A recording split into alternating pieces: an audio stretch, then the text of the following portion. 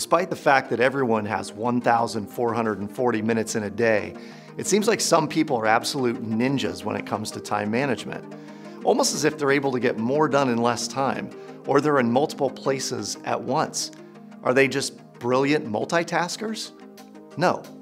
In fact, those who are absolute ninjas with time management understand the foundational concept of time management, which is you can't multitask.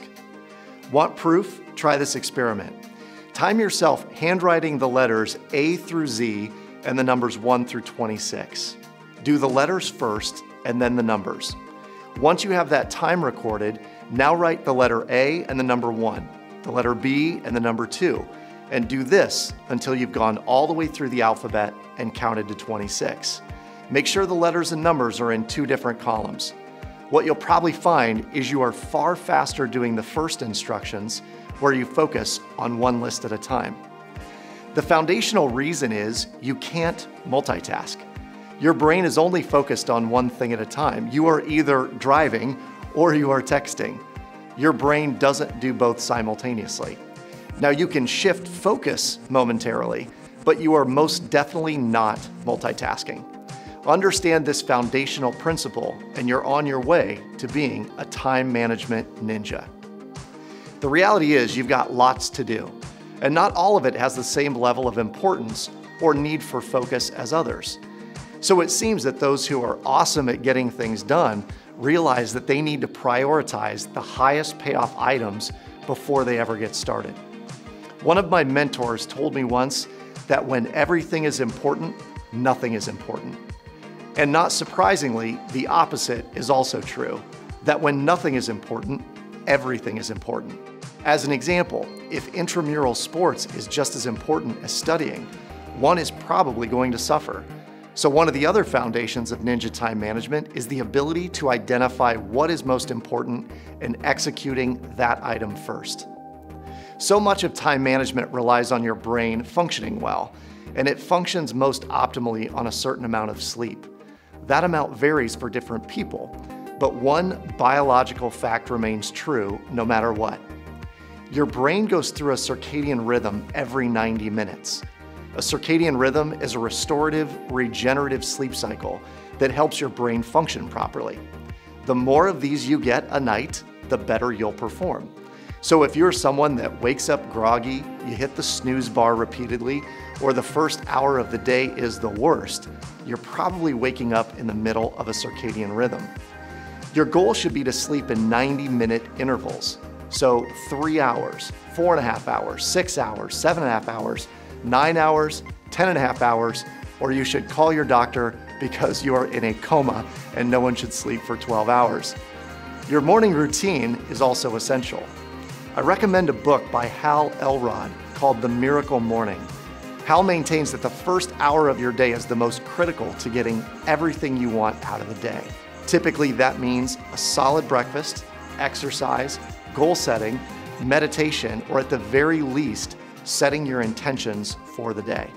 One of the keys to being a time management ninja is knowing yourself. How many hours a night is optimal for you? Are you the most productive in the morning, the afternoon, or the wee hours of the night? Knowing this will help you develop the optimal schedule for your day. As a student, one of the first distinctions I had to make was deciding if I was an academic or a social student. Many of the academic students I knew had dedicated hours during the day that they were locked off from everyone else and did nothing but study or research. The social students I knew spent the day hanging out in the student union or at the rec center. Each was getting what they wanted out of their college experience. Once I realized what kind of student I was, it changed how and where I did my studying. Again, social students would engage in group study events.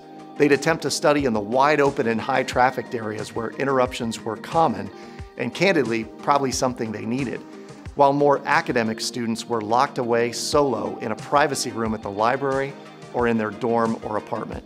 The takeaway here is your environment matters. The more exposed or social your environment, the more likely you are to be interrupted and your focus diverted. The more protected your environment, the more productive you're likely to be. Lastly, understanding your own capacity to avoid or engage in social media is super important to Ninja time management. If your device is constantly reminding you to check your likes, favorites, retweets, or snaps, know how impactful that is to your productivity. There's a theory that it takes 12 minutes to get back to the level of concentration that you were previously in after an interruption. If you are constantly replying to social media dings and alerts, you're more than likely killing your productivity. But there are some tools and resources that will help NSCS members stay on track. One of the resources that I have found most helpful is actually more of a theory or a law. Called Parkinson's Law, it states that the perceived complexity of a task is directly related to how much time it's given to complete it. So when you see a paper due later in the semester on the syllabus, you're likely to think, oh my God, that's going to take me forever to research and write. Yet most students finish papers the night before they're due, and they do it in record time. Similarly, if you gave yourself 3 hours to clean your place, it would take you 3 hours. But if someone called and said they'd be over in 30 minutes, you could probably do it that fast too. The secret to using this law to your advantage is to set a timer and race it to the end. How much of your paper could you knock out in 90 minutes? Set that timer, block everything else out, and see for yourself. This theory is sometimes called a sprint. People do 90-minute sprints to clear out emails or write a paper. They might do a 2-week sprint on a big project independently or with a group. You'll hear about sprints a lot in the corporate world as they're a popular productivity tool. The other theory that has helped me immensely is the 80-20 rule, sometimes called the Pareto principle. Named after an Italian economist in the 1700s, Vilfredo Pareto noted that 80% of the wealth in Italy was held by 20% of the population. Similarly, 20% of the seeds produced 80% of the garden. 20% of the clients produces 80% of the revenue, and 20% of your activities will produce 80% of your results. So naturally, if you want to be a ninja when it comes to time management, you must first understand what 20% of your activities create 80% of your results. When you combine the Pareto principle with Parkinson's law, you now focus on the 20% of your activities that produce 80% of your results, and you complete that 20% in less time. And while the technology can be one of the greatest detractors of your productivity, there are a myriad of digital innovations that can help you become immensely productive. Two of my favorites are using Evernote to capture notes, documents, photos, and other important items that need to be easily searchable, and also Google Drive to store all of your documents, spreadsheets, presentations, and other files in the cloud.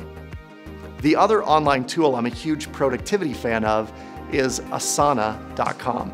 Asana is a project management tool free to most all users with advanced features that can be used to control the flow on a group project, to manage your daily to-dos, and even to manage your calendar.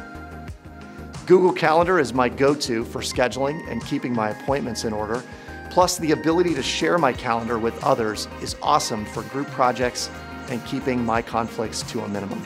Lastly, if you're wanting to see just how much time you're spending on homework, work, gaming, or with your significant other, consider using the Toggle.com app to track that time so you can get it under control. There are 3 books I would highly recommend if being a ninja time management expert is your thing. The Power of Habit by Charles Duhigg, Eat That Frog by Brian Tracy, and The Miracle Morning by Hal Elrod. Good luck in your pursuit of ninja time management, high productivity, and getting things done in a big, big way.